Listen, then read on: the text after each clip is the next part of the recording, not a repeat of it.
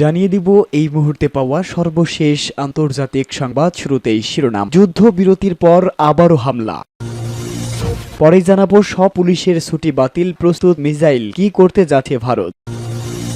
এদিকে মধ্যপ্রাচ্য ইস্যুতে নেতানিয়াহু ও ট্রাম্পের দূরত্ব বাড়ছে।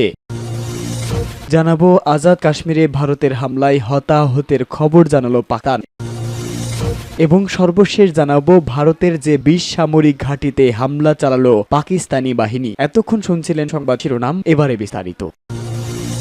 যুদ্ধবিরতির পর আবারও হামলা। যুদ্ধবিরতিতে সম্মত হয়েছে ভারত ও পাকিস্তান, তবে আবারও কাশ্মীরে ড্রোন হামলা হয়েছে। ভারত শাসিত এই অঞ্চলে বিস্ফোরণের খবর পাওয়া গেছে। জম্মু ও কাশ্মীরের মুখ্যমন্ত্রী ওমর আবদুল্লাহ এক পোস্টে বলেন, কাশ্মীরের রাজধানী শ্রীনগরে বিস্ফোরণের শব্দ শোনা গেছে। ভারত ও পাকিস্তান উভয়ই যুদ্ধবিরতিতে সম্মত হওয়ার ঘোষণা দেওয়ার কয়েক ঘন্টা পর তিনি এই পোস্ট দিয়েছেন। এর আগে মার্কিন প্রেসিডেন্ট ডোনাল্ড ট্রাম্পও উভয় পারমাণবিক শক্তিধর প্রতিবেশী যুদ্ধবিরতিতে সম্মত হওয়ার ঘোষণা দিয়েছেন। পোস্টে তিনি বলেন, যুদ্ধবিরতির কি হলো, শ্রীনগর জুড়ে বিস্ফোরণ শোনা যাচ্ছে। এর আগে শনিবার ট্রুথ সোশ্যালে এক পোস্টে ট্রাম্প লিখেছেন, মার্কিন যুক্তরাষ্ট্রের মধ্যস্থতায় দীর্ঘ রাত ধরে আলোচনার পর আমি আনন্দের সাথে ঘোষণা করছি যে ভারত ও পাকিস্তান একটি পূর্ণ ও তাৎক্ষণিক যুদ্ধবিরতিতে সম্মত হয়েছে। সাধারণ বুদ্ধিমত্তা ও অসাধারণ বিচক্ষণতার পরিচয় দেওয়ার জন্য উভয় দেশকে আমি অভিনন্দন জানাই। এই গুরুত্বপূর্ণ বিষয়ে মনোযোগ দেওয়ার জন্য আপনাদের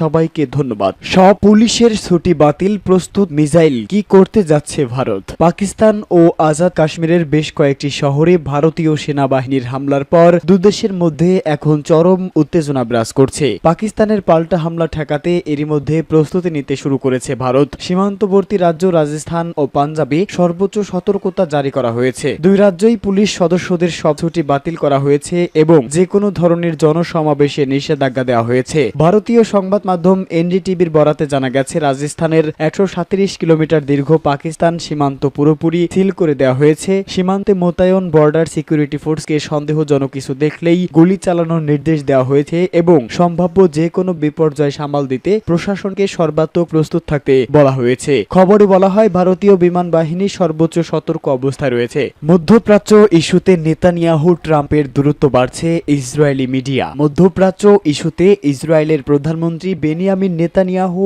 ও যুক্তরাষ্ট্রের সাবেক প্রেসিডেন্ট ডোনাল্ড ট্রাম্পের সম্পর্ক দিন দিন শীতল হয়ে পড়ছে বলে দাবি করেছে একাধিক ইসরায়েলি সংবাদ মাধ্যম। ইসরায়েলি একাধিক সংবাদ মাধ্যমের প্রকাশিত খবরের বরাত দিয়ে যুক্তরাজ্য ভিত্তিক সংবাদ মাধ্যম দ্য মিডল ইস্ট মনিটর তাদের প্রকাশিত প্রতিবেদন থেকে এ তথ্য জানা যায়। প্রতিবেদনে বলা হয়, ইসরায়েলি বিভিন্ন সংবাদপত্রের তথ্যের ভিত্তিতে ধারণা করা হচ্ছে নেতানিয়াহুর সঙ্গে যোগাযোগ ছিন্নের সিদ্ধান্ত নিয়েছে ট্রাম্প। সংবাদ মাধ্যমটির দাবি, নেতানিয়াহু নাকি ব্যক্তিগত ও রাজনৈতিক স্বার্থে ট্রাম্পকে প্রভাবিত করতে চেয়েছেন। এমন সন্দেহ থেকেই সাবেক মার্কিন প্রেসিডেন্ট তার সঙ্গে দূরত্ব তৈরি করেছেন। ইসরায়েলি আর্মি রেডিওর সাংবাদিক ইয়ানির কোজিন সামাজিক যোগাযোগ মাধ্যমে দাবি করেন, নেতানিয়াহু বিভিন্ন সময়ে তাকে রাজনৈতিকভাবে ব্যবহার করার চেষ্টা করছেন বলে ট্রাম্পের সন্দেহ। তিনি আরো জানান, নেতানিয়াহুর ওপর থেকে আস্থা হারিয়েছেন ট্রাম্প এবং এখন তিনি মধ্যপ্রাচ্য ইস্যুতে নেতানিয়াহুর উপর নির্ভর না করেই এগিয়ে যেতে চান। কোনো মার্কিন বা ইসরায়েলি সরকারি সূত্র এখনো এ বিষয়ে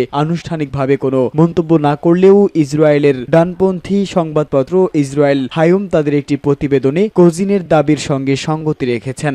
আজাদ কাশ্মীরে ভারতের হামলা, বহু হতাহত। ভারত পাকিস্তান পাল্টাপাল্টি হামলার দাবি করে আসছে। এই হামলায় আজাদ কাশ্মীরে হতাহতের খবর জানিয়েছে পাকিস্তান। পাকিস্তানের সংবাদ মাধ্যম ডনের এক প্রতিবেদনে তথ্য জানানো হয়েছে। জম্মু ও কাশ্মীর সরকারের মুখপাত্র মাজহার হুসেইন শাহ বলেন, গত রাতে ভারতীয় সেনাবাহিনী বিভিন্ন জায়গায় হামলা চালিয়েছে, এতে কমপক্ষে ১৩ জন শহীদ হয়েছেন। এই সময় আহত হয়েছেন আরও অন্তত ৫০ জন। আল জাজিরাকে দেওয়া এক বিবৃতিতে শাহ জানান, নিহতের মধ্যে ১০ বছরের কম বয়সী এক শিশু রয়েছে।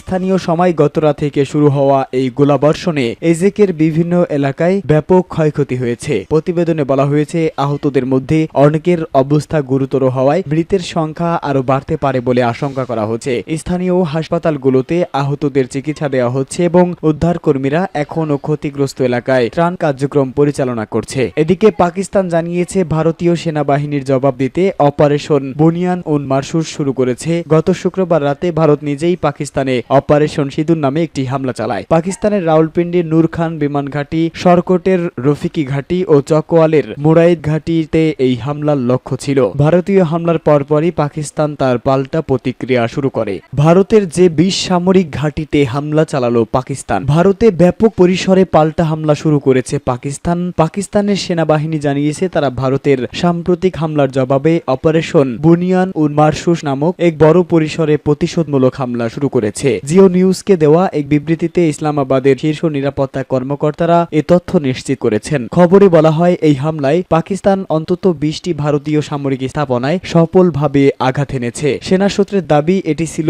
নিয়ন্ত্রণ রেখা পেরিয়ে এবং পাকিস্তানের ভূখণ্ডে চালানো সাম্প্রতিক ভারতীয় হামলার প্রতিক্রিয়া। ভারতের কোন কোন সামরিক অবস্থান ও স্থাপনায় হামলা চালানো হয়েছে তার একটি তালিকা জিও নিউজকে দিয়েছে। অভিযানের সঙ্গে সরাসরি যুক্ত শীর্ষ এক সেনা কর্মকর্তা তালিকা অনুযায়ী পাকিস্তানের লক্ষ্যবস্তু ও সফল হামলার মধ্যে উল্লেখযোগ্য।